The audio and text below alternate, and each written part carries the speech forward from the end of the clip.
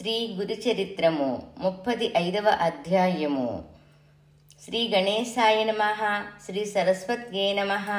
శ్రీపాద వల్లభ శ్రీ నరసింహ సరస్వతి శ్రీ గురు దత్తాత్రేయాయ నమః. శ్రీ గురుభ్యో నమః.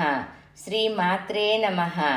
అవధూత పరమహంస పరివ్రాజకాచార్య శ్రీ శ్రీ శ్రీ బోధానందేంద్ర సరస్వతీ యతి శ్రీ పాదుకాం స్మరామి. శ్రీ గణేశాయ నమః. 1వ శ్లోకం. నామధారకుడు సిద్ధమునికి వినయముతో నమస్కరించి ఇట్లనెను. శ్రీగురుడు పూర్వము దంపతులకు రుద్రమహత్యమును తెలిపెను. దానిపై కథను విశదముగా వినగోరెదెను.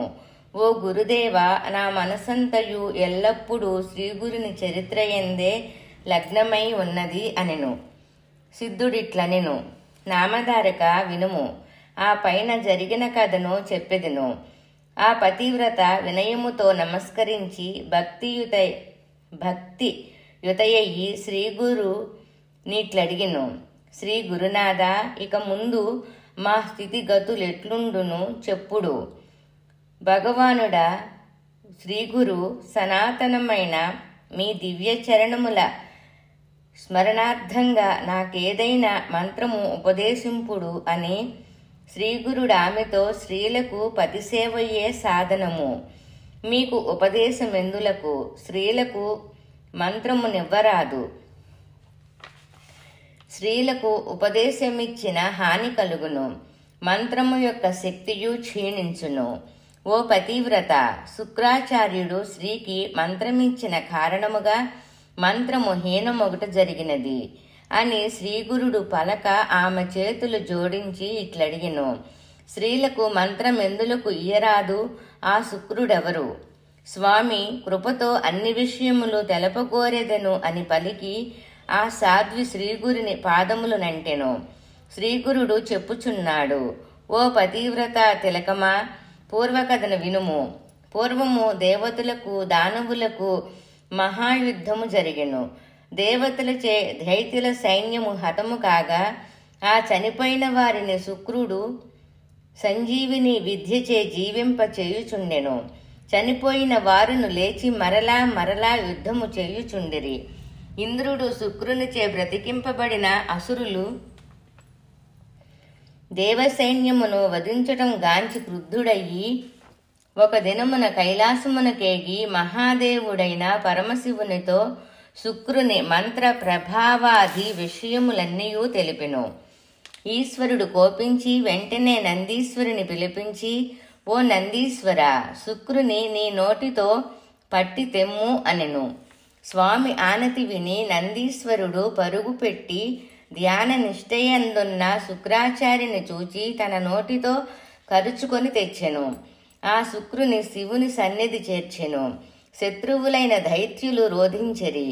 అగస్త్యుడు సముద్రమును మృంగిన రీతి శివుడు శుక్రుని మృంగివేసెను.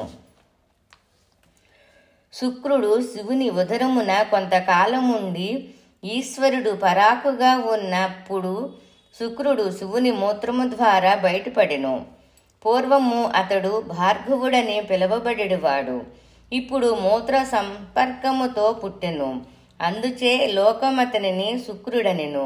అతడు దైత్యులను చేరి మరలా చనిపోయిన రాక్షసులను బ్రతికించుచుండెను. ఇంద్రుడు విచారమునంది పురోహితుడైన బృహస్పతిని కలిసి, రాక్షస గురుడైన శుక్రుడు దైత్యులను మరలా బ్రతికించుచున్నాడు. నీవు తెలివిగలవాడువు, మాకు పురోహితుడువు. నీవు శుక్రుని ప్రయత్నమునకు విఘ్నమనొచ్చుడు. శుక్రుని కన్నును ఓ బృహస్పతి. నీవు తెలివిగలవాడువు, మాకు పురోహితుడువు. నీవు శుక్రుని ప్రయత్నమునకు విఘ్నమనర్పుడు. శుక్రుని కన్నను ఓ బృహస్పతి. బుద్ధి తెలివితేటలు నీకు అధికము. రాక్షసుల భాగ్యమున కనుడు. వారికి ఎంతో మేలు చేయు శుక్రుడు వారి గురువు. అతడు యుద్ధమున మృతులైన వారిని పునర్జీవింపచేసి యుద్ధమనర్చునటుల చేయుచున్నాడు. ఓ గురుదేవ, నీవును అట్ల నర్పక మమ్ములను ఉపేక్షించు టెందులకు.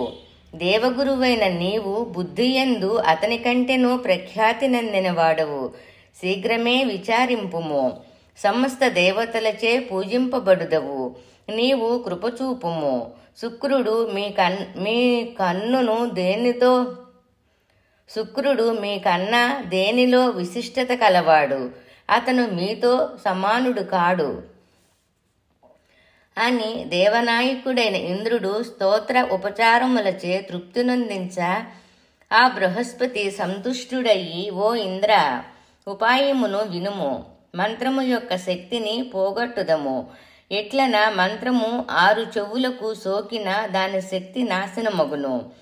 ఒక దూర్తుడైన వానిని శుక్రుని సన్నిధికి పంపవలెను.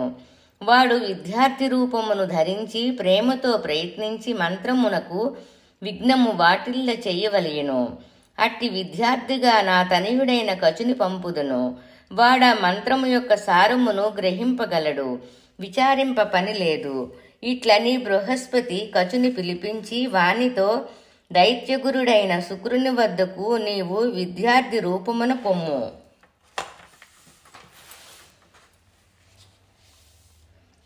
అచట మమ్ములను నిందించి అయినను శుక్రుని త్రికరణములు సేవించి, పుత్రుడా, ప్రయత్నము చేత అతని దగ్గర గల సంజీవిని విద్యను సాధించుకొని రమ్ము అని ఆజ్ఞాపింప బృహస్పతి పుత్రుడైన కచుడు ఇంద్రాదులు ఆమోదించగా విద్యార్థి వేషమున మహా తెలివిమంతుడైన శుక్రాచార్యుని చేరెను. శుక్రునకు సాష్టాంగ ప్రణామమునర్చి కరుణ ఉట్టిపడ అతనికెదురుగా నిలిచెను. అప్పుడు అతనితో శుక్రుడిట్లనెను, నీవెవరువు, ఎందులకు వచ్చితివి? అతనిట్లనెను, నేను బ్రాహ్మణ కుమారుడను. మీ ప్రఖ్యాతమైన కీర్తిని విన్నాను. విద్యార్థినయ్యి మీ సేవ చేసుకొనుటకయ్యి నేను వచ్చితిని. మీ చరణ సేవ కొరికే నిక్కుముగా వచ్చిన వాడను. మీరో భక్త చింతామణులు, అనాథులను రక్షించువారు. ఇట్లు కరుణ పుట్టించు మాటలను వినయముతో కచుడు పలక, అచటనే ఉన్న శుక్రుని కూతురు తండ్రితో నమస్కరించి ఇట్లనెను, దేవయాని అనునామె శుక్రునితో, శుభం. విపురుడైన ఇతనిని శిష్యునిగా స్వీకరించి విద్యా దానమొసంగుడు అనెను. అతడు సుందరుడు, మన్మధునే మరిపింపుచున్నాడు. ఇతడు నాకు పతి కాగలడు అని దేవయాని మనమున చింతించి కచునికయ్యి ఆ కూతురు తండ్రిని ప్రార్థించెను. ఆమె యందు వాత్సల్యము పెంపున శుక్రుడు కచుని శిష్యునిగా స్వీకరించెను. విద్యార్థి అయి వచ్చిన కచుడు ధూర్తుడయి విద్య కొరకు వచ్చెనని దానవులు గ్రహించి, ఇతడు కపటి దేవతలు పక్షమువాడు, ఇటు వచ్చినవాడు దేవతలు పంపగా వచ్చి విద్యనభ్యసించి వారికి హితము చేయును, మనకు అహితము కలుగును. అది జరగకుండా ప్రయత్నించవలనను కొనిరి. ఒకసారి కచుడు సమిధుల కొరకయ్యి అడవికి పోగా దైత్యులను వానికి సహాయముగా వెడలదుము అని నెపమున దుర్బుద్ధులయ్యి కచునితో వెళ్లి ఆ అరణ్యమున కచుని సంహరించి వారే సమిధులు నేరుకొని ఇంటికి తిరిగి వచ్చిరి. శుక్రాచార్యుని పుత్రిక దేవయాని తన ప్రియుడైన కచుడు రాకపోవటచే తండ్రితో, కచుడింకను రాలేదు, అతను రానిదే నేను భోజనము చెయ్యను అని అనగా భార్గవుడు అంటే శుక్రుడు చింతనొందెను. శుక్రాచార్యుడు తన శిష్యుడైన కచుడు వనమున మృతుడవుట ధ్యానముచే నెరింగి వానిని తన మంత్రశక్తిచే జీవింపచేసి త్వరగా ఇల్లు చేర్చెను. అంత కొంతకాలము జరగా ద్వేషపూరితులైన దైత్యులు ఒకసారి మరలా కచునుతో అడవికేగి దుష్టబుద్ధులయ్యి అతనిని చంపిరి. మరలా వాడు శుక్రునిచే జీవింపబడెను. భీతితో వారతని దేహమును చూర్ణముగా చేసి దానిని దశ దిశలయందు చల్లి ఇల్లు చేరిరి. సూర్యుడు అస్తమించినను కచుడు రాకపోవుటను చూచి దేవయాని తండ్రితో, నా ప్రియుడింకా రాడేమి? తండ్రి, నా ప్రాణసకుడు కచుడింకను రాలేదు, అతనిని చూడకపోయిన నేను విషము త్రావెదెను అనెను. బిడ్డపై గల వాత్సల్యముతో శుక్రుడు ధ్యానమగ్నుడయి కచుడు చూర్ణముగా చేయబడి ఉండుట తెలుసుకొని ఉత్తమమైన సంజీవిని మంత్రమును జపించెను. ఆహా, మంత్రమహిమ ఏమనవచ్చును? కచుడు జీవితుడయి ఇంటికి వచ్చెను. దేవయాని సంతోషించినదయ్యి తండ్రిని కౌగిలించుకొనెను. ఇప్పుడేమి చేయుటాయని దైత్యులు మరలా ఆలోచించిరి. తన కుమార్తెపై ఉన్న ప్రేమతో శుక్రుడు ఈ కచుని మాటిమాటికి బ్రతికించుచున్నాడు. దీనికి ప్రతిక్రియ ఆలోచింపవలెను. ఒక ఏకాదశి దినమున ఈ కచుని దేహమును భస్మమొనర్చి ఆ భస్మమును పానీయములో కలిపి శుక్రునిచే త్రావింతుము అని నిశ్చయించి ఒక ఏకాదశి దినమున బాహ్య ప్రదేశమున కచుని చంపి అతని శరీరమును కాల్చి ఆ భస్మమును కొని తెచ్చిరి. ఆ భస్మమును పానీయమున మిశ్రమము చేసిరి. ఆ దానవుల యందు విశ్వాసము కల శుక్రుడు ఆ మిశ్రమ పానీయమును త్రావెను. కచుడు కనిపించనందున మరలా దేవయాని తండ్రిని చేరి ఏడ్చుచు, నా ప్రియుడెట్లున్నాడు, క్షేమమేనా అని అడిగెను. అంతట శుక్రుడు ధ్యానమందు ఎంత వెతికినను కచును కానకపోగా దేవయాని మిక్కిలి దుఃఖించెను. ఆమె ఎందలి ప్రేమచే తండ్రి కూడా దుఃఖితుడైను. శుక్రుడు మరలా ప్రయత్నించి అంతటా గాంచి తన కడుపులోనే కచుడుండుట ఎరిగి ఇప్పుడేమి చేయునో అని ఆ శుక్రుడు సందిగ్ధములో పడినవాడయ్యును. శుక్రుడు తన కూతురుతో, కచుడు నా ఉదరమున చేరినాడు. దైత్యులు వానిని నా కడుపున చేర్చినారు. వానిని బయటకు తీయుట ఎట్లు? వానిని బయటకు తీయవలనన్నచో నాకు మృత్యువు సంభవించును. కళ్యాణి, అమ్మాయి, వానితో నీకేమి ప్రయోజనము అని అడగా దేవయాని శుక్రునితో, నేను అతని భార్యనయ్యి మేమిరువురము నీ దగ్గరనే ఉండుదుము. ఇది నా సంకల్పము. అతడు నాకు భర్త కావాలిననియే నా కోరిక. తండ్రి అది కాదన్నచో నేనిక్కడనే నీ ఎదుటనే ప్రాణములు విడుతును అనెను. ఇది విని సందిగ్ధములో పడిన శుక్రుడు కుమార్తెకు బోధపడునట్లుగా ఇట్లనెను, పుత్రికవైన నిన్ను కన్యాదానము చేయు తండ్రి అయిన నేను కచును రక్షించుటలో మరణింతును. అనగా నిన్ను కన్యాదానమొనర్చు వారెవరు అని భావము. కుమార్తె ఇట్లనెను, నీవు అందరినీ పునర్జీవింపచేయుదువు కదా. అట్టిచో నీ ప్రాణములెట్లు పోవునో నాకు చిత్రముగానున్నది. శుక్రుడు, పుత్రి, సంజీవిని విద్య నాకు తప్ప ఇంకెవరికినీ తెలియదు. చనిపోయిన నన్నెవరు లేపగలరు, బ్రతికించగలరు. మంత్రమెవరికిని చెప్పకూడదు, ఎవరికిని ఇవ్వరాదు. మంత్రము 6 చెవుల పడిన దాని సారము శక్తి పోవును. కచుడు నా పొట్ట చీల్చుకు వచ్చిన నాకు మృత్యువు తప్పదు. ఆ మాటలను మరలా దేవయాని తండ్రితో ధైర్యముగా ఇట్లు పలికెను. ఆమె చేతులు జోడించి, నేను నీ బిడ్డను నా మంత్ర ఉపదేశింపుడు. ఆమె చేతులు జోడించి, నేను నీ బిడ్డను, నాకా మంత్రమును ఉపదేశించుడు. తండ్రి తర్వాతనే కచుని జీవింపచేయుడు. ఒకవేళ మీకు మృత్యువు సంభవించిన మిమ్మల్ని నేను సంజీవిని మంత్రముచే జీవింపచేతును అని తండ్రి పాదములకెరిగెను. శుక్రుడిట్లనెను, స్త్రీలకు మంత్రమునివ్వరాదు. ఓ పుత్రి, శాస్త్రము అట్లు చేయుట దోషమని తెలుపును. ఎప్పటికీ నీ స్త్రీలకు మంత్రమునివ్వరాదని శాస్త్రము తెలుపును. స్త్రీకి పతిభక్తియే ధర్మము. స్త్రీలకు మంత్రమునివ్వరాదు. అట్లు కాక స్త్రీకి మంత్రదానము చేసిన అనేక దోషములున్నవి. మంత్రమిచ్చిన వానికి గల మంత్ర ప్రభావము నాశనమగును. అనగా మంత్రము ఇచ్చినవాడు జపించిన పని చెయ్యుదు అని దేవయాని శుక్రునితో ఇట్లనెను, మీరు సుఖంగా జపము చేసుకొనుడు, నేను ప్రాణమును వదిలెదను అని మూర్ఛిల్లి పడిపోయిను. తన కూతురుపై గల వాత్సల్యముచే శుక్రుడామెను లేపి భయము వలదని ఓదార్చి ఆమెకు సంజీవిని మంత్రము ఉపదేశము చేసెను. శుక్రుని ఉదరములో గల కచుడు జీవితుడయ్యను. కచుని కోరికయ్యి శుక్రుడు రెండవ మారు జపించిన మంత్రమును ఉదరమున జీవితుడైన కచుడు బాగుగా వినెను. ఆ రీతిగా ఆ సంజీవిని మంత్రము 6 చెవుల వినుట తటస్థించెను. కచుడు శుక్రుని పొట్టను చీల్చుకొని బయటకు రాగా శుక్రుడు మరణించెను. అతన్ని దేవయ్యాన్ని మంత్రప్రభావముతో పునర్జీవితను చేసెను. 3 మారుల మంత్రమును వినుటచే మేధావి అయిన కచుడు బాగుగా దానిని ధారణ చేసుకొనెను. మనసున కార్యము సిద్ధించినదని మిక్కిలి సంతోషించెను. అంతట కచుడు శుక్రునకు నమస్కరించి బద్ధపాణి అయ్యి అతనితో, స్వామి, ద్వేషముచే రాక్షసులు నన్ను చంపుతున్నారు. నాకు వెళ్ళుటకు అనుజ్ఞయుండు. విద్య లభించినది. నీ ప్రసాదమున నా కోరికలన్నీయూ తీరినవి. నా జన్మ ధన్యమైనదని శుక్రుని పాదములకు నమస్కరించెను.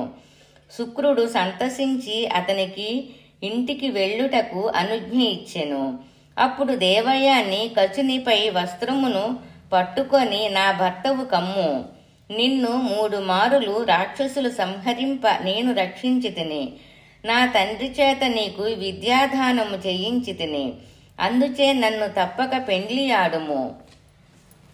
80వ శ్లోకం. కచుడు ఇట్లనెను, ఓ బాలిక, గురుపుత్రికవైనందున నీవు నాకు చెల్లెలివి. నా ప్రాణరక్షణ చేసినందున నీవు నాకు తల్లివే అయితివి. అట్టి నిన్ను వివాహమాడిన నన్ను ఋషులు దోషి అందురు. అందుచే ఓ మాత, ఓ చెల్లి, నన్ను క్షమింపుము అనెను. అంతట దేవయ్యాని మహాకోపముతో, నీ విద్య కోసమయ్యి నీవు పడిన శ్రమయంతయు వృధాయగుగాక, నీవు అంతయు మరిచిపోదువుగాక అని శపించెను. ఇంకను ఆమె, ఓరి కపటచిత్తుడువయ్యి నా అంతఃకరణమున ఉన్న ఆశలన్నిటినీ నాశనమొనర్చితివి. లేస మాత్రము విద్య కూడా నీకొండక పోవుగాక అని శపించుచున్నాను అనెను. కచుడిట్లనెను, భీరువయ్యి నాకు వృధా శాపమిచ్చితివి. నిన్ను బ్రాహ్మణేతరుడు పెండ్లియాడును. ఇది నా మాట. బ్రహ్మజ్ఞాని అయిన నీ తండ్రి శ్రీ అయిన నీకు మృత సంజీవిని విద్యనొసంగెను. ఆ నీ విద్య ఇక మీదట నాశనమగును అని శపించి కచుడు తన ఇంటికి పోయిను. దేవతలు హర్షించిరి. 6 చెవులయందు పడిన ఆ మంత్రము ప్రభావమును కోల్పోవుటచే దైత్యులు మరలా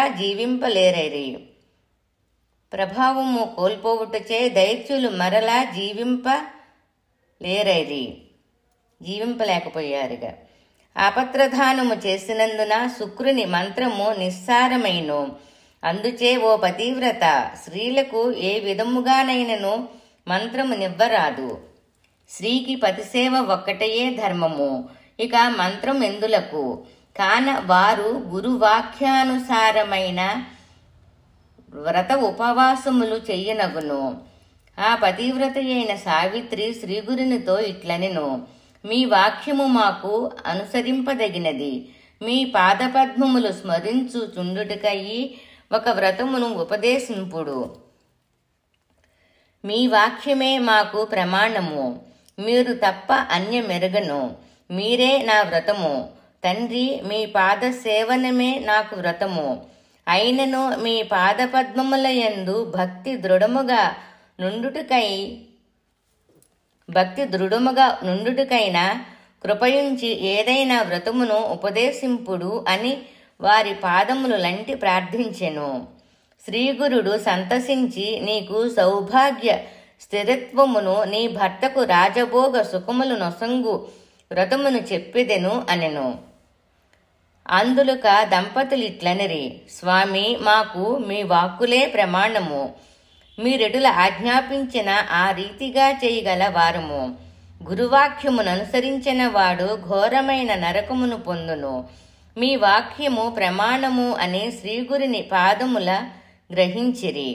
అంతటా శ్రీగురునాథుడు కృపాకరుడయి సువ్రతమును విశ్వతారకమైన దానిని సంతోషముతో ఆ దంపతులకు అనుగ్రహించెను. 95వ శ్లోకం.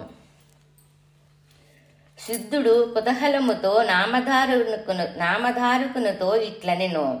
ఆ దంపతుల యందు అతి ప్రేమతో శ్రీగురుడొక వ్రతమును ఉపదేశించెను. శ్రీగురుడ దంపతులకు ఆ కథనిట్లు తెలిపెను. పూర్వము ఋషులు ప్రశ్నించగా సూతుడు మునులకు చెప్పిన ఇతిహాసమిది. ఆ వ్రతకథను నీకు చెప్పుచున్నాను. స్త్రీలకు పురుషులకును ఈ వ్రతము పరమ పావనమైనది. స్వచ్ఛందుడను సదానందుడను నిర్వికల్పుడు నిరామయుడును అయిన ఈశ్వరుని అర్చించు వారికి అన్ని కోరికలు తీరును. విరుక్తుడు కాని కోరికలతో కూడిన వాడు కాని, విషయముల యందు ఆసక్తుడైన వాడు కాని ఎవడు భక్తితో ఈశ్వరుని పూజించునో వాని యందు ఆయన ప్రసన్నుడగును. ఓ దంపతులారా, సోమవార వ్రతమును పేర బరుగుని శివవ్రతమును ఆచరించవలెను. ఇది సంసారము నుండి ఉద్ధరించి కోరికలు వీడేర్చును. దీని వలన భావసాగరమును దాటి మోక్షమును పొందగలరని శృతి శాసించుచున్నది. నరులకు ఈశ్వరార్చన సకలాభిష్ట సిద్ధులు నొసంగును. ఈశ్వరార్చన రూపమైన ఈ సోమవార వ్రతము అన్ని వ్రతములలోకెల్లా పుణ్యప్రదమైన ఉత్తమ వ్రతము. అన్ని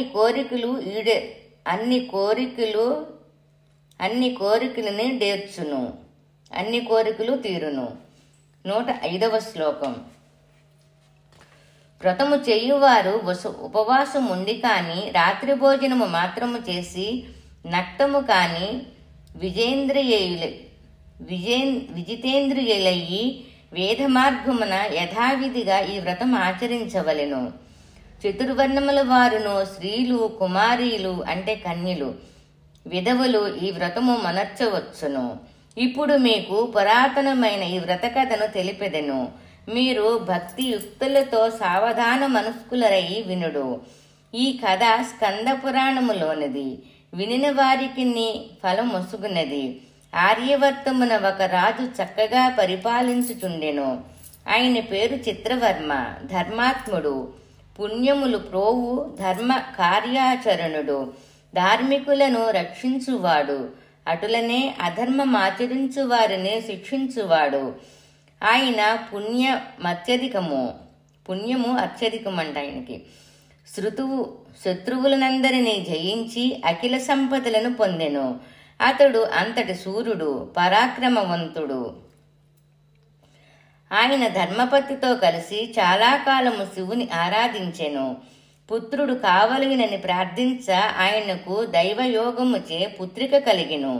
ఆ బాలిక మంచి రూప లావణ్యములు కలిగి సౌందర్యమున పార్వతీదేవి వలె సూర్యుని తేజముతో సమానమైన తేజస్సుతో అందరినూ రజింపచేసెను. ఆమె జాతకమును చూడమని రాజు బ్రాహ్మణులను రావించెను. అతీంద్రియ శక్తి గల ఆ జ్యోతిష్కులు ఆమె జన్మలగ్నమును పరీక్షించి ఇట్లనిరి: ఈ కన్య మంచి లక్షణములు కలది, సీమంతిని అన్న పేరుతో నుండును. గౌరివలే సర్వమంగళ రూపమున దమయంతి, భాగీరథి వంటి మంచి కీర్తి కలది. లక్ష్మి వంటి గుణములు కలది. అదితి వలె ప్రజ్ఞావంతురాలు, సీతతో సమానమైన పతివ్రత, సూర్యుని వలె ప్రకాశమాన శాంతిలో చంద్రునికి సాటి, పతితో 10,000 రాజభోగములు అనుభవించును. ఇట్లని జాతకవేత్తలు ఆమె జాతకమును తెలిపిరి. రాజు సంతుష్టుడయి విప్రులకు ధనమును దానము చేసెను.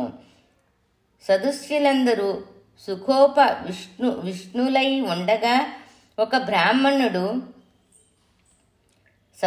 సభలో అందరూ ఉండగా ఒక బ్రాహ్మణుడు వచ్చి చెప్తున్నాడంట.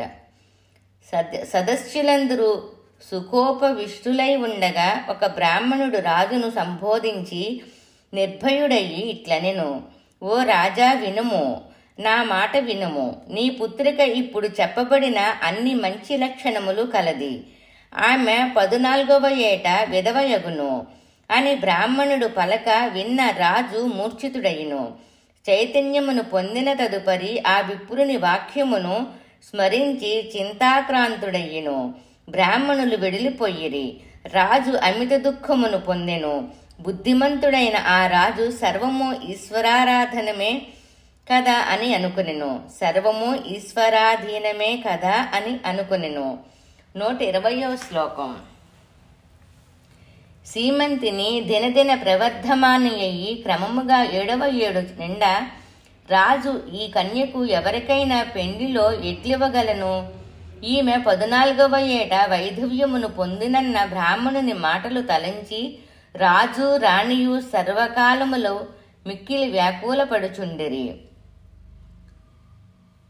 అంగణమున సఖులతో ఆడుచూ పాడుకొనుచున్న సీమంతిని తనకు 14వ ఏట వైధవ్యము కలదని విప్రుడు చెప్పిన విషయముని విని చిన్న వయసు కలదైనను ఆ సీమంతిని కడు దుఃఖమునందెను.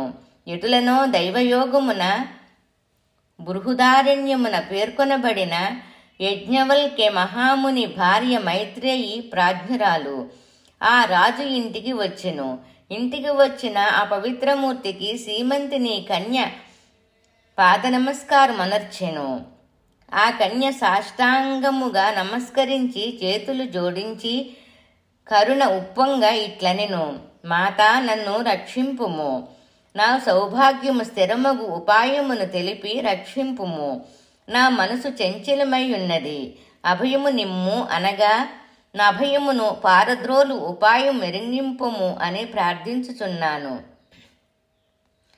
ఆ కన్య పలుకులు విని ఆ బ్రహ్మవాదిని అయిన మైత్రేయి ఇట్లనెను.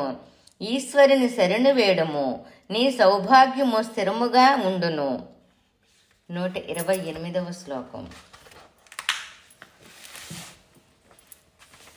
దానిక కన్య ఈశ్వరుని ఏ విధముగా ఆరాధించవలయనో అంతయు తెలుపుడు. అది వ్రతమో లేక ఏదో, ఓ తల్లి నాకంతయు చెప్పుడు అని వేడెను. ఆ మైత్రేయి మరలా కన్యతో, నీవు సోమవార వ్రతము చెయ్యము. సోమవారము శివుని అర్చించి ఉపవాసముండుము. యథావిధి స్నానమాచరించి మంచి శుద్ధమైన వస్త్రమును ధరించి మనసున గౌరీహరుని నిలుపుకొని భక్తితో ఆరాధించుము. శివుని అభిషేకించుట వలన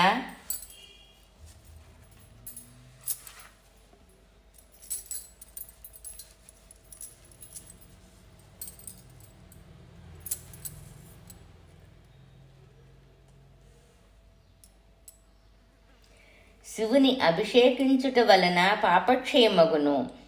పీఠ పూజ చేయుట వలన సామ్రాజ్యము ప్రాప్తించును. గంధం అక్షింతలచే పుష్పములచే పూజ చేసిన సౌభాగ్యమును ఉత్తమమైన సౌఖ్యమును ఇచ్చును. ధూపదానముచే సౌగంధ్యము, దీపదానముచే మంచి కాంతియు, నైవేద్యమొసుగుటచే భోగములను, తాంబూల దానముచే లక్ష్మి సంపత్తు లభించును. సంపద అంటే సంపద. నమస్కరించినంత మాత్రమున చతుర్విధ పురుషార్థములు లభించును. శివమంత్ర జపముచే అష్టైశ్వర్యములు లభించును. హోమముచే కోశాగారము నిండిపోవును. స్తోత్రముచే సర్వసమృద్ధి కలుగును. శివార్థమయ్యి విప్రులకు భోజనము పెట్టిన సర్వదేవతలు తృప్తి నొందుదురు. ఓ కన్యక, సోమవార వ్రతమును చెయ్యుము. నీ దుఃఖము నశించును. నువ్వనర్చిన గత జన్మలందు దురితములు నీ భయము సర్వమును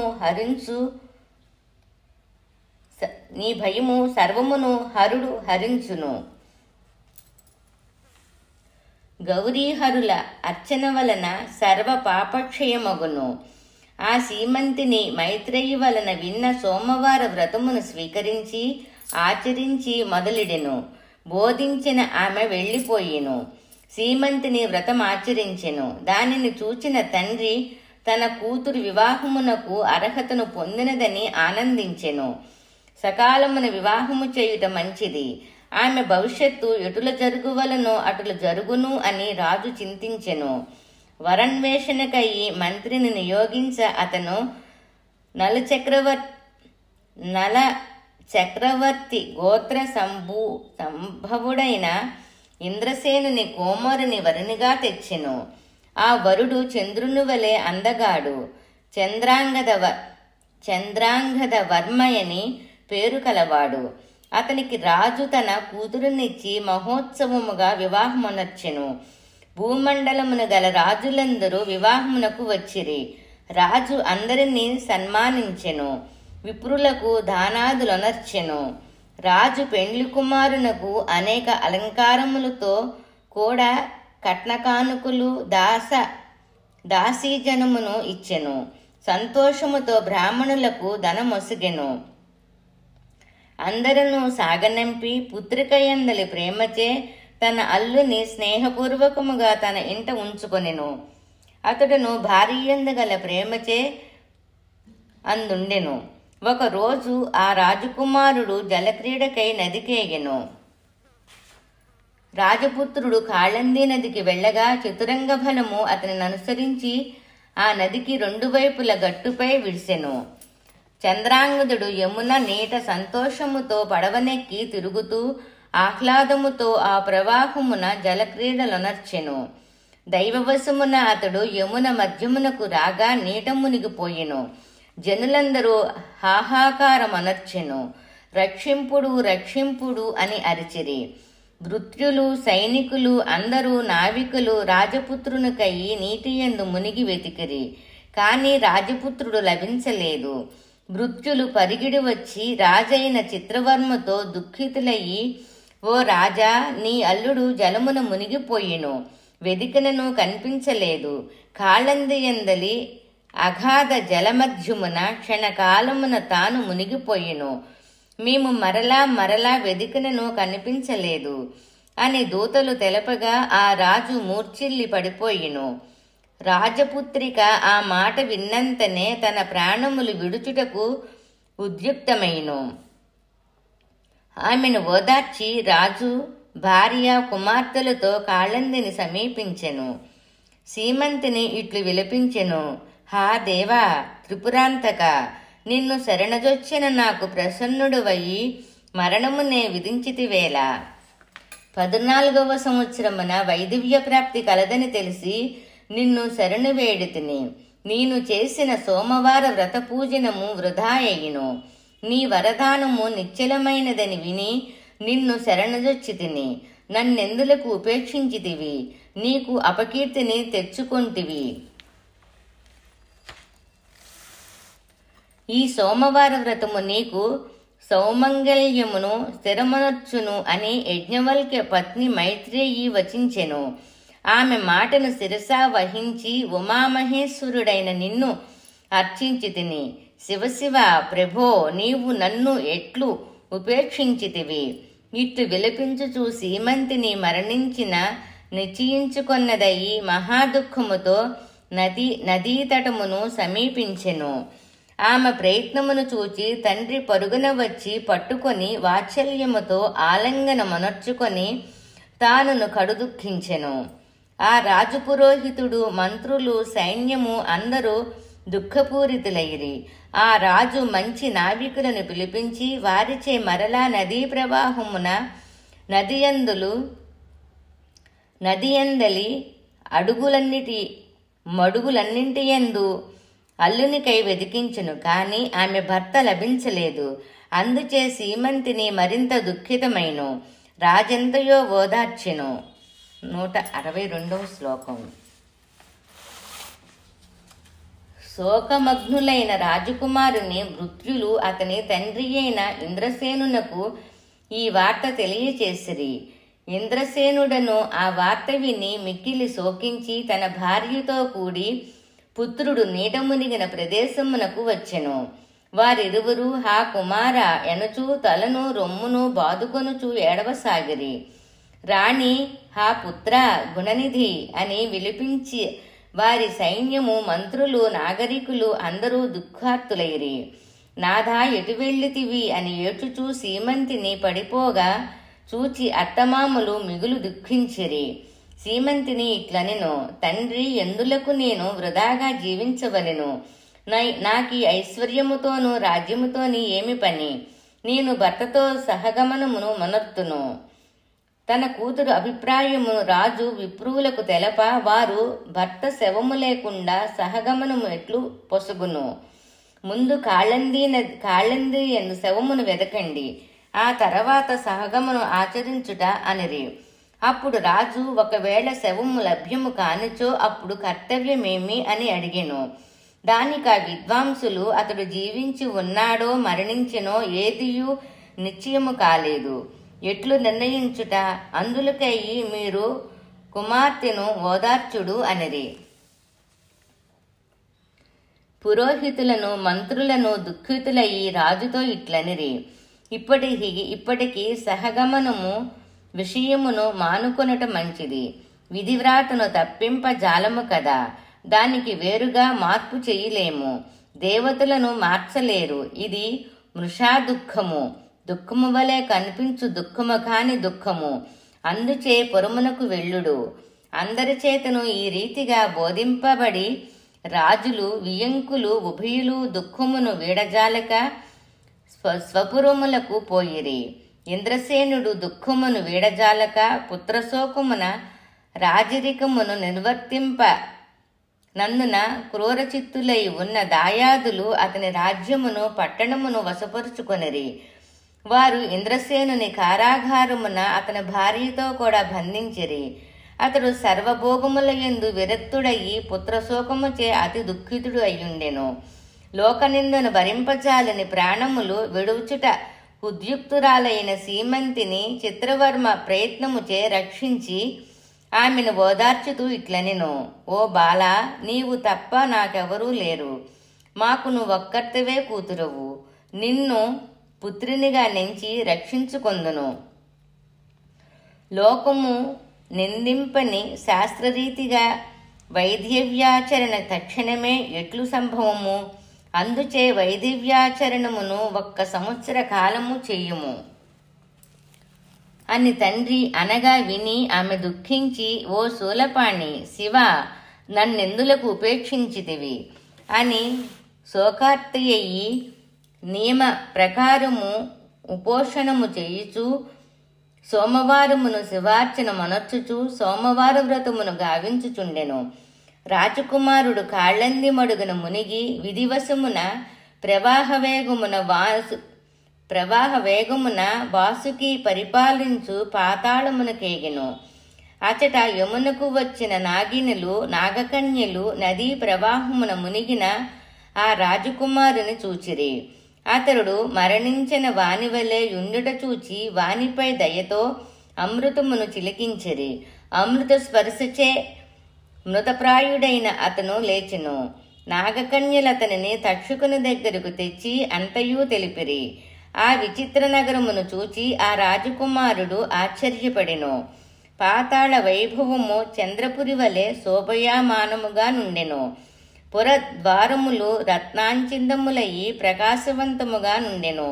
గృహములు వైఢూర్య నీల మాణిక్య వజ్ర ముత్యములచే మహారమ్యముగా అలంకరింపబడి ఉండెను. పట్టణమంతయు బంగారుమయముగా వెలుగుచుండెను.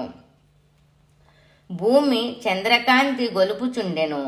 కవాటములు, తలుపులు బంగారుమయము, ఇండ్లన్నీయు అనేకనేక రత్నమయములు.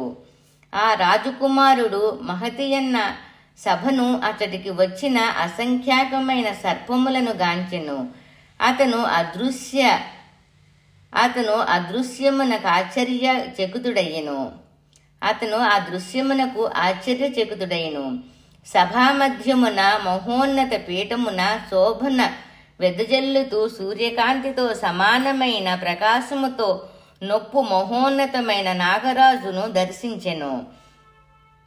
మెరుపును బోలిన అనేక రత్నములచే ప్రకాశించు అనేక పణములు కలిగిన ఆ నాగరాజు పీతాంబరమును ధరించి ఉండెను. అనేక రత్నములచే రచింపబడి చెవిపోగులు కిరీటములు ధరించియుండెను. ఆయన 1000 పణములు అలంకరింపబడి చక్కగా ప్రకాశించుచుండెను. నవ యవ్వనులు నానాభరణములు ధరించిన వారు అయిన అనేక మంది స్త్రీలు ఆ నాగరాజును సేవించుట నా రాజకుమారుడు చూచెను. నవయవ్వనులు నానాభరణములు ధరించిన వారు అయిన అనేక మంది స్త్రీలు ఆ నాగరాజును సేవించుట ఆ రాజకుమారుడు చూచెను. అట్లు మహా తేజోవంతుడయి సభయందు కూర్చున్న ఆ నాగరాజును చూచి రాజకుమారుడు సాష్టాంగ నమస్కారమనరించెను. అంతట నాగరాజు నాగకన్యతో, ఇతనెవరు, ఎట్లు వచ్చెను, ఎక్కడివాడు, చూడగా శుభలక్షణవంతుడయి ఉన్నాడు అని అడిగెను. ఆ నాగకన్య రాజుతో ఇట్లనెను, ఇతను వంశాదులు తెలియవు. కాళ్ళంది ప్రవాహమున మాకు లభించగా ఎచ్చటకు తెచ్చితిమి అని చెప్పగా ఆ రాజు అతనితో, నీ పేరయ్యేది, నీ పేరు ఏది, నీ పుట్టుకను గురించి తెలుపుము, ఎందులకై ఇటు వచ్చితివి, నీ దేశమేది తెలుపుము. రాజపుత్రుడిట్లనెను, భూమండలమున నిషధ దేశమునకు అధిపతియు పుణ్యశ్లోకుడు అయిన నలుడను రాజు కలడు. అతని పుత్రుడు ఇంద్రసేనుడు. అతని పుత్రుడను చంద్రాంగదుడను వాడను నేను అత్తవారింటికి పోయి ఉంటిని. జలక్రీడందు ఆసక్తితో యమునకు వెళ్ళి ఆ నదిలో మునిగిపోతిని. అగాధమైన ఆ జలమున విధివశమున మూర్ఛిల్లితిని.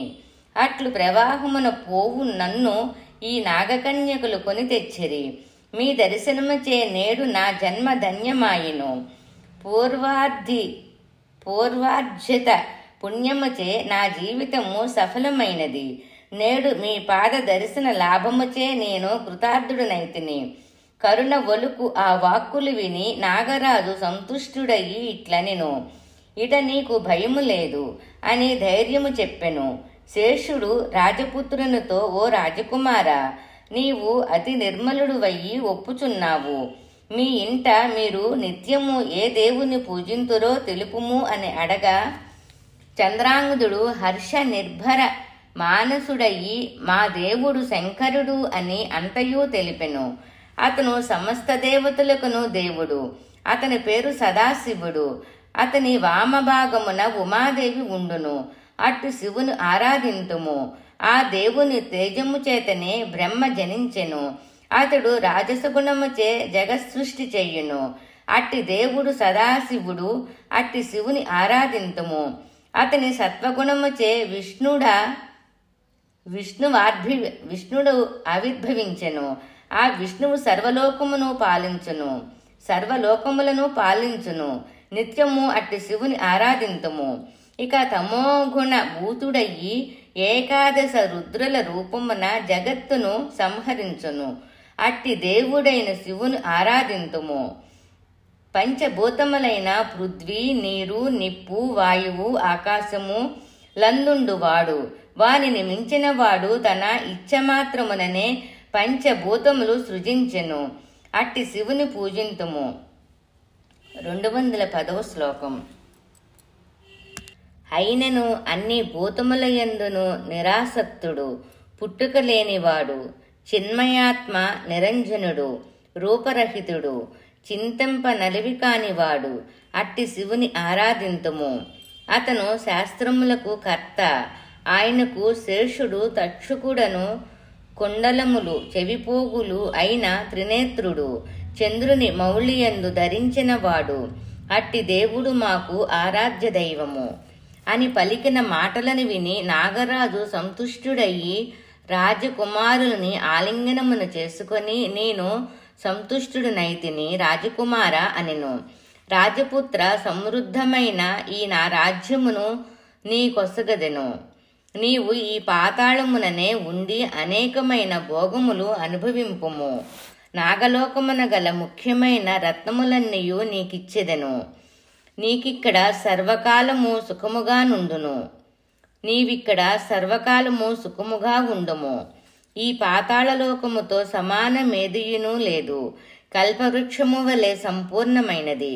నా రాజ్యమునకు శత్రువులు లేరు. భూమియందు స్వప్నమున కూడా అమృతము లభించదు. ఇచ్చటను గుంటలు, చెరువులు, బావులు కూడా అమృతముతో నిండియున్నవి. ఇచ్చట అమృతము నీటితో సమానంగా లభ్యమగును. ఇచ్చట రోగపీడలు లేవు, మృత్యుభయము లేదు. స్వప్నావస్థయందును ఇవి కానరావు. కుమార, ఇచ్చట నీ సర్వచింతలను వదిలి సుఖముగా నుండుము అని ప్రేమతో అనేక విధములు ప్రార్థించెను. రాజపుత్రుడు ఇట్లనెను, ఓ నాగరాజా, నేను నా తల్లిదండ్రులకు ఒక్కడనే కుమారుడను. నాకు 14 ఈడుగల భార్య కలదు. ఆమె కూడా ఈశ్వరుని సేవించుట యందు మితాసక్తి కలది.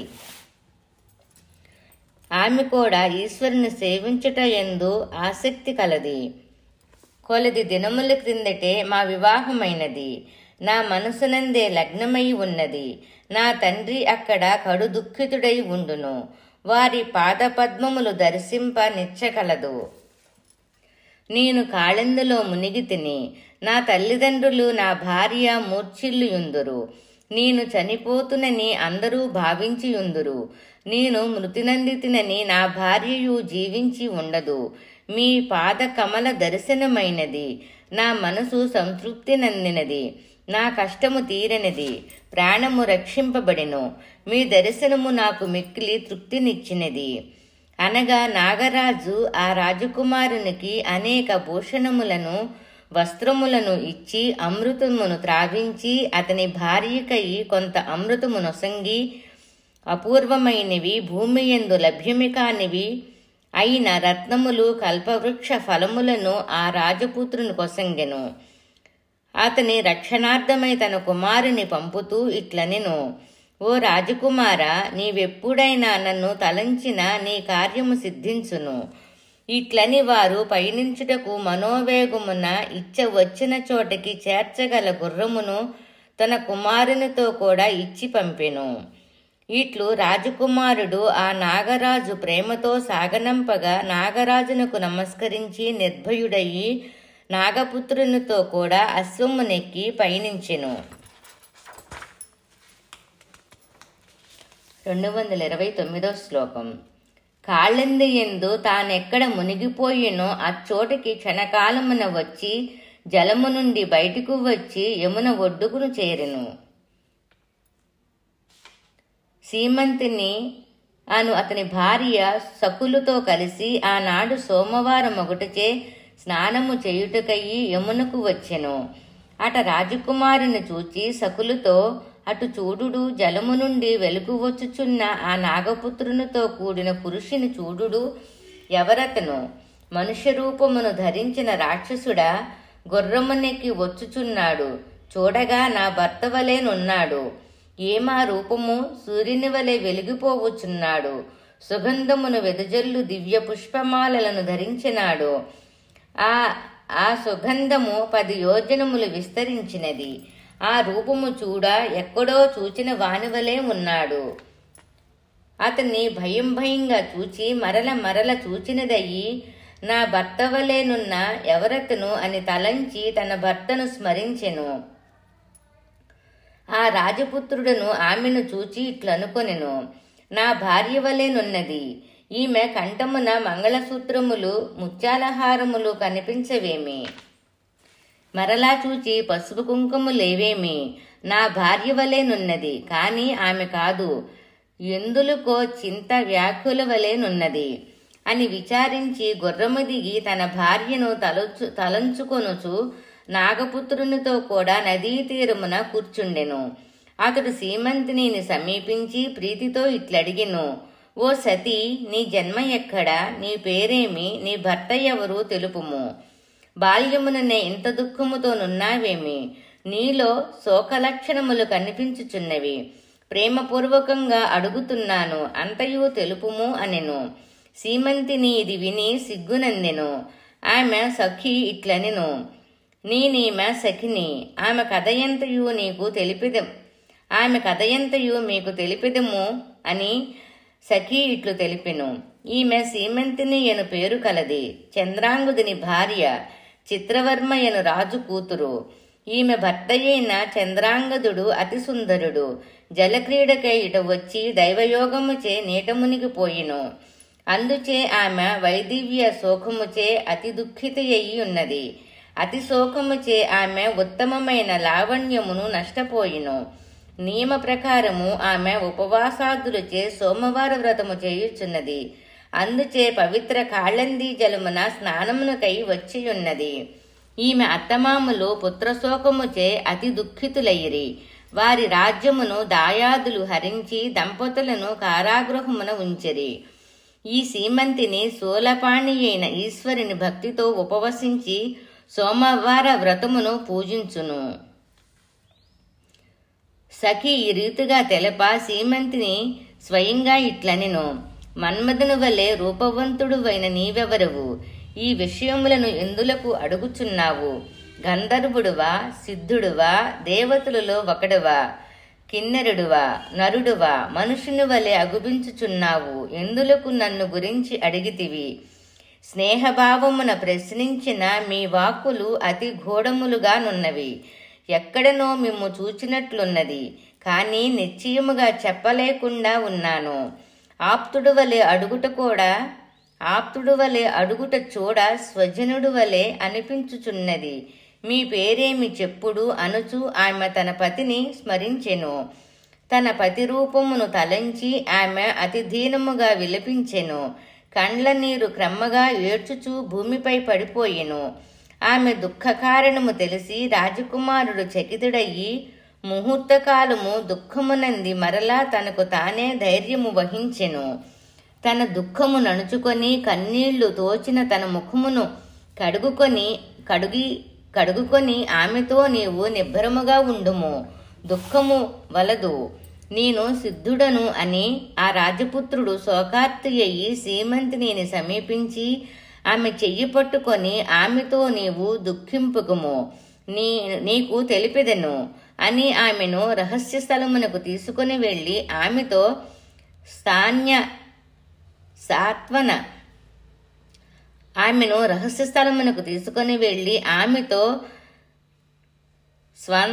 సాంత్వవచనములు ఇట్ల పలికెను. నేను నీ భర్తను చూచితిని, అతను క్షేమముగా నీకు సమీపముననే ఉన్నాడు. నీ సోమవార వ్రతమహిమచే శీఘ్రమే నిన్ను చేరును. అందువలన నీవు దుఃఖింపవలదు. నేటికి 3వ దినమున నీవతనిని చూడగలవు. నేను నీ భర్తను స్నేహితుడను. అతనికై నేను ప్రాణములనైనా ఇచ్చెదను. శివుని పాదములపై ప్రమాణము చేసి చెప్పుచున్నాను. ఓ బాలిక, సందేహింపకము అని ఆమెతో మరలా ఈ విషయము ఎవరికి నేను తెలుపకము అనెను. ఈ మాటలు విన్న ఆమె అతి దుఃఖముతో ప్రేమ విహల్వ అయ్యెను. 261 శ్లోకం. ఆమె కంట ప్రేమాశ్రుధారలు కురిసెను. 100కి 100 పాళ్ళు ఇతను నా భర్తయే. కోమలములు మలినరహితములు అయిన ఆ కండ్లు, ఆ ముఖారవిందము నా భర్తను పోలియున్నవి. వాక్యము మృదులముగానున్నది, కానీ వాక్కు కొంత హాస్యాయుతముగానున్నది.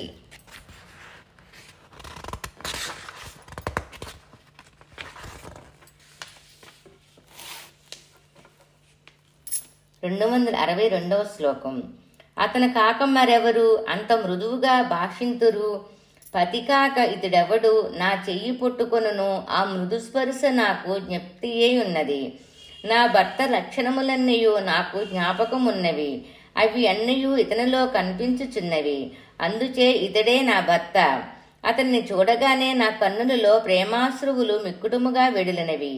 ఇక్కడ సందేహపడ పని లేదు అని అనుచు మరలా సందేహ మనస్కుడైను.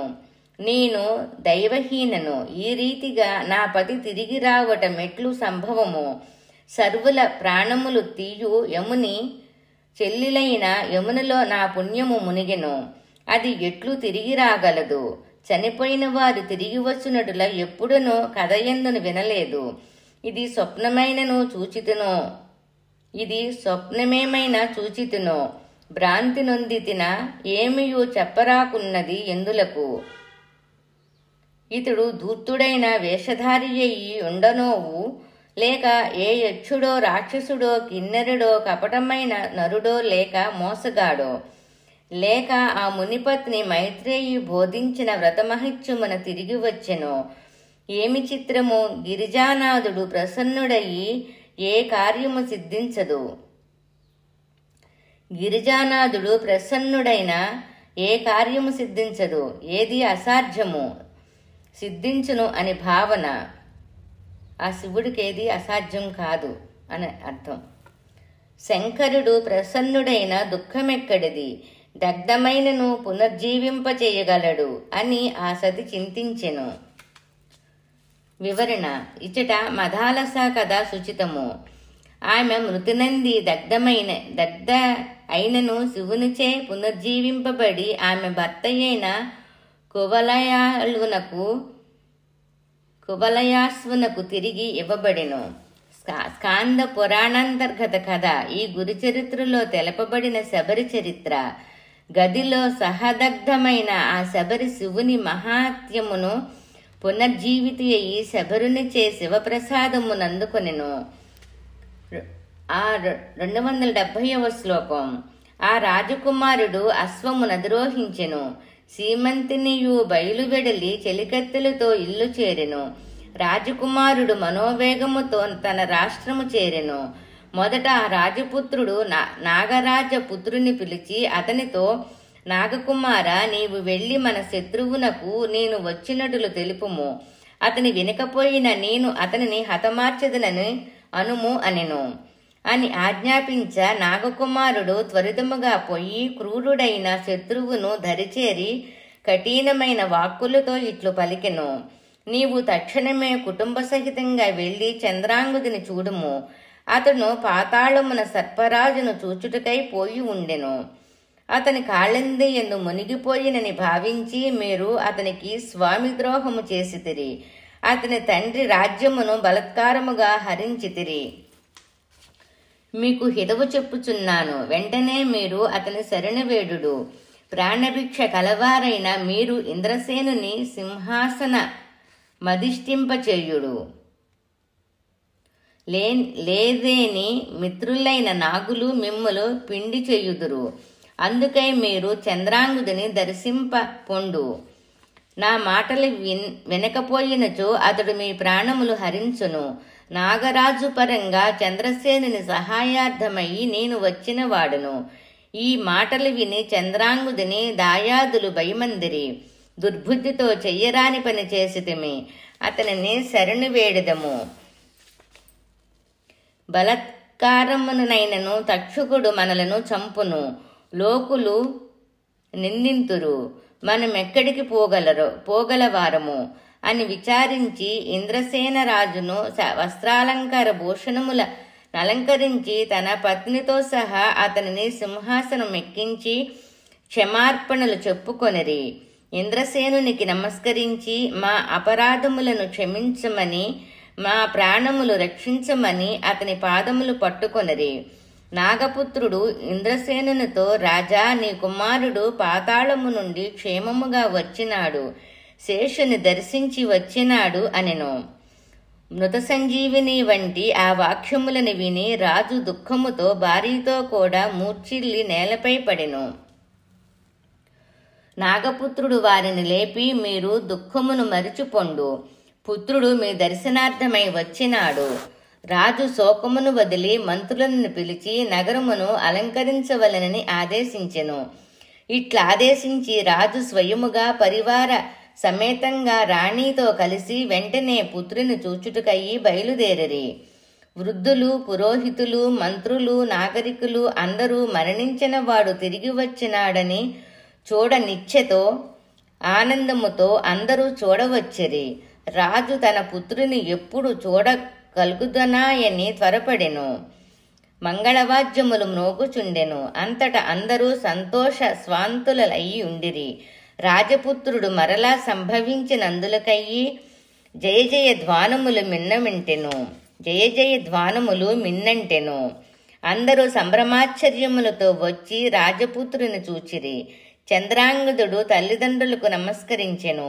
రాజు ప్రేమతో పుత్రుని ఆలింగనమును చేసుకొని హర్షితి రేఖముతో గొంతు గద్దము కాగా ఆశ్రుపూరిత నేత్రములతో పుత్రుని ఆశీర్వదించెను.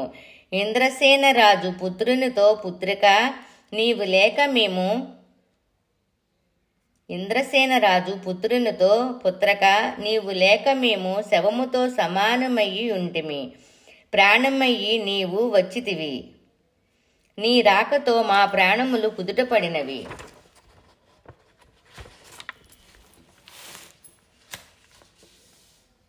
సూతుడు తల్లిని ఆలింగమనర్చుకొనెను. ఆమె దుఃఖముచే కృశించియుండెను. తల్లితో చంద్రాంగుదుడిట్లనెను, అమ్మా, నా కొరకు మీరు ఈ తీరున కష్టపడితిరి. నేను మీకు పుత్రుడును కాను, శత్రువును. నేను పాతాళమున సుఖముగానుంటిని, మిమ్ములను కష్టములు పాల్చేసి తిని. దివ్యమైన పాతాళలోకమునకు వెళ్ళి ఆదిశేషుని సన్నిధిని సుఖమును నుంటిని. నా నుండి నీకెట్టి కష్టము కలిగినో అని అహోరాత్రములు చింతించుచుంటిని. తల్లి హృదయము తన పుత్రుని ఎడ నవనీతము వలె మృదువుగా నుండును. ఏ పుత్రునిచే తల్లికి అధిక కష్టము కలుగునో వాని మనసు పాషాణముతో సమము. ఎవడు తల్లి దుఃఖమును గుర్తింపడో వాడు మలముతో సమముగా చెప్పబడును. తల్లి యొసిగిన ఒక్క స్తన్య పాన రుణమైన తీర్చుకొనుట అట్టివానికి సాధ్యమగున. తల్లిని దైవముగా భావింపని వాడెట్లు ఉద్ధరింపబడును. మాతృ రుణమెట్లు తీరును. తల్లి సాక్షాత్తు భవానీయే అని విశ్వసించవలెను. తల్లికి దుఃఖము నిచ్చెనవాడు మూర్ఖుడు, నరకమును కేగును. వాడు సంతానము లేక 7 జన్మలు దారిద్ర్యమును అనుభవించును అని తల్లిని ఓదార్చెను. అప్పుడు సోదరులు, బంధువులు, నాగరికులు, పెద్దలు అందరూ దుఃఖమును బాపవచ్చిన రాజకుమారుని చూడవచ్చిరి. అందరూ సంతసించిన వారయి నగరమున ప్రవేశించిరి. మహోత్సవముగా వారు పురః ప్రవేశము చేసిరి. చంద్రసేనుడు ప్రీతితో వస్త్రభూషణములు సత్కరించి నాగపుత్రుని సాదరముగా సాగనంపిరి. చంద్రాంగదుడు తండ్రితో నాగుల ఉపకారమును గూర్చి ఇట్లు చెప్పెను. నాగరాజు నాకు మహా ఉపకారమునర్చినాడు. నా ప్రాణములు కాపాడినాడు. నాకు అమితమైన ధనమొసంగెను. అవి తాను నాగలోకము నుండి తెచ్చినదంతయు తండ్రి కొసిగి ఆయన పాదములకు నమస్కరించెను. నాగపుత్రుని పంపిన తదుపరి రాజు సంతోషముతో భృత్యులతో కూడి చిత్రవర్మ పురమునకు వచ్చెను. ఆ రాజు తన పత్నితో, మన కోడలు దైవ సంపన్న, ఆమె ధర్మముననే మన పుత్రుడు జీవించినాడనుటలో సంశయము లేదు. ఆమె సర్వమంగళ కరుడైన శంకరుని ఆరాధించును. ఆయనచే మన పుత్రుడు రక్షింపబడెను. మన కోడలు సౌభాగ్యవతి అయ్యును అని ఇంద్రసేనుడు త్వరలో ఒక దూతను చిత్రవర్మ కడకు పంపి సర్వము తెలపమనెను. ఆ దూత చిత్రవర్మ పట్టణము చేరి తన అల్లుడు వచ్చిన విషయమాదిగా సర్వశుభములను తెలియచేసెను. ఆ మాట విన్న చిత్రవర్మ అమితానందమునంది ఆ వార్త తెచ్చిన దూతను వస్త్రభూషణములనిచ్చి ఆనందపరిచెను. తదుపరి ఇంద్రసేనరాజును భార్యాపుత్రులతో తమ పట్టణమునకు రావలసినదని ఆహ్వానించెను. మహోత్సవముతో వారిని పురము ఆహ్వానించెను. చంద్రాంగదుడు సీమంతిని చేరి ఆమె శోకమును పోగొట్టెను. చంద్రాంగదుడు సీమంతిని చేరి ఆమె శోకమును పోగొట్టెను. తాను పాతాళము నుండి తెచ్చిన దివ్య వస్తువులు ఆమెకిచ్చి నాగరాజు ఇచ్చిన అమృతమును త్రావించెను. అప్పటి నుండి ఆమె మహానంద భరితమైను. రాజకుమారుడు తాను తెచ్చిన కల్పవృక్ష ఫలములను వస్త్రభూషణములను ఇచ్చెను. ఆ భూషణముల కాంతి దశయో జనముల వరకు ప్రసరించెను. తర్వాత మహోత్సవంగా సీమంతిని వెంటబెట్టుకొని ఆ రాజకుమారుడు తన పట్టణమునకు వచ్చెను. ఇట్టి మహద్భాగ్యమా సీమంతిని పొందెను. తన పురమునకు తన భార్య సీమంతినితో వచ్చిన తదుపరి రాజ్యాభిషిక్తుడయ్యి ఆ చంద్రాంగదుడు ఆయుధ వర్షములు 10,000 రాజ్యమేలెను. సోమవార వ్రతమాచరించిన సీమంతిని ఇట్టి ఫలమును పొందగలిగెను. కేవలం గౌరీహరులను పూజించి ఆమె ఉత్తమమైన కోరికను పొందెను. శ్రీగురుడిట్లనుచున్నాడు: ఓ సుహాసిని వినుము. ప్రీతితో నీకు చెప్పబడిన చిత్రమైన ఈ వ్రతము నాకిష్టమైనది. ఈ వ్రతమును నీవాచరించిన దాని వలన నీ సౌభాగ్యము స్థిరముగా నుండును. నీకు నా మాటగా అఖండ సిరి సంపదలు, కన్యాపుత్రులు కలుగుదురు. అప్పుడు ఆ దంపతులు ప్రీతి మనస్కులయ్యి ఇట్లనిరి: భగవాన్, మాకీ వ్రతములేలా? మీ సేవయే మాకు దుఃఖహారిణి. మమ్ము తరింపచేయుము. మీరే మా ప్రాణమున ఖదినాదులు. మీరు తప్ప మాకు దైవము ఎవరునూ లేరు. మీ చరణ స్మరణమే మాకు అఖండమగుగాక అని స్వామి చరణములు నంటి వేడిరి. శ్రీగురుడిట్లనెను: నా ఆజ్ఞననుసరించి మీరీ సోమవార వ్రతమును చెయ్యుడు. అదియే మీరు నాకొనరించ గొప్ప సేవ. శ్రీగురుడిట్లు పలికి వారిని వెళ్ళుటకు అనుజ్ఞ ఇచ్చెను. అంతలో ఆ బాలుని తల్లిదండ్రులు పుత్రలాలనులయ్యి అటుకు వచ్చిరి. అట కోడలు కోమరులు క్షేమవార్త విని అమితానందమును పొందిరి. ద్రవ్యము బాగుగా వెచ్చించి బ్రాహ్మణులను భోజనాదులు తృప్తిపరిచిరి. ఆనంద మనస్కులయ్యి శ్రీగురిని పూజించిరి. బ్రాహ్మణులకును ఇతర భక్తులకును అన్న సంతర్పణ చేసి మహోత్సవమునర్చిరి. 327వ శ్లోకం. అటుపై శ్రీగురునకు అందరూ నమస్కరించి వారి అనుజ్ఞ కొని సంతోషముగా శ్రీగురుని కీర్తిని నలుదిక్కుల చాటుతూ తమ గ్రామమును చేరిరి. శ్రీగురుడు చెప్పిన రీతిగా ఆ దంపతులకు శతాయుష్మంతులైన 5 పుత్రులు కలిగిరి. ప్రతి ఏటా వారు భక్తితో గాణ్గాపురమునకు వచ్చి శ్రీగురిని దర్శించుచుండిరి. వారికి సద్గతి లభించెను. ఈ గురుచరిత్ర పవిత్రమైనది. శుద్ధుని ముఖపద్మము నుండి స్రవించిన ఈ అమృతధారను నామధారకుడు త్రావెను. దానినే గంగాధరాత్మజుడైన సరస్వతీయను ద్విజుడు చెప్పుచున్నాడు. స్వభక్త పాలకుడైన శ్రీ నృసింహ సరస్వతి అత్యంత ప్రీతినొందుగాక. స్వభక్తపాలకుడైన శ్రీ నృసింహ సరస్వతి అత్యంత ప్రీతి నొందుగాక. వారి కీర్తి ఎట్టిది. అందుచే వారిని అందరము భజింతుము. భగవానుడైన వారు అప్పుడే ప్రసన్నులగుదురు. సంశయము లేదు.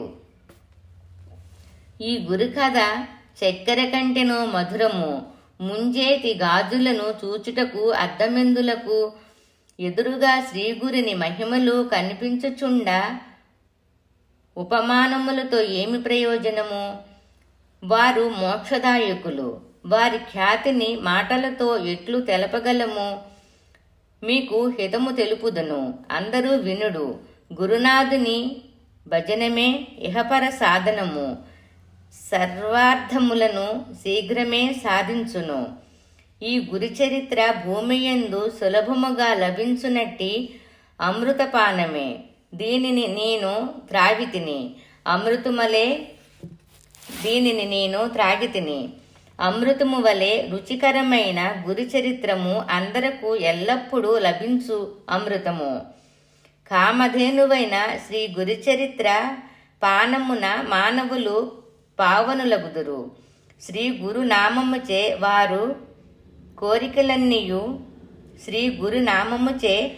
వారి కోరికలన్నీయు నెరవేరి శేషరహితముగా వారి పాపములను హరించును.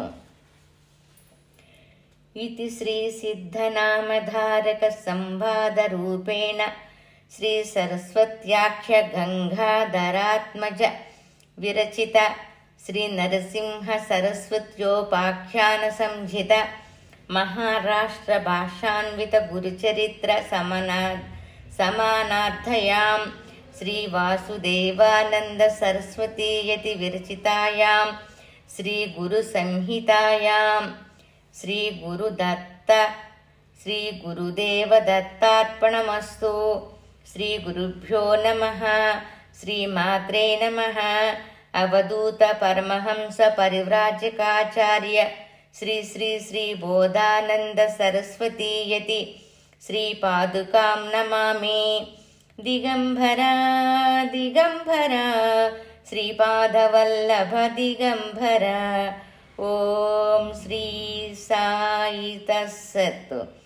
35వ అధ్యాయము పారాయణ ఫలితము. ఈశ్వరానుగ్రహ ప్రాప్తి సౌభాగ్య సుమంగళిత్వ సిద్ధి. అంటే ఈశ్వరుని అనుగ్రహ ప్రాప్తి ఉంటుందంట. 35వ అధ్యాయం చదివితే సౌభాగ్యం ప్రాప్తిస్తుంది. సౌభాగ్యం కోసం కూడా ఈ అధ్యాయం పారాయణ చేస్తే సౌభాగ్యం కలుగుతుంది. ఇక్కడ ఏం చెప్పారంటే ఈశ్వరానుగ్రహ ప్రాప్తి, ఈశ్వరానుగ్రహం కలుగుతుంది. సౌభాగ్య సుమంగళిత్వ సిద్ధి అంటే సౌమంగళ్యం అంటే మాంగళ్యం సిద్ధిస్తుంది అన్నమాట. శ్రీ దత్తాత్రేయార్పణమస్తు.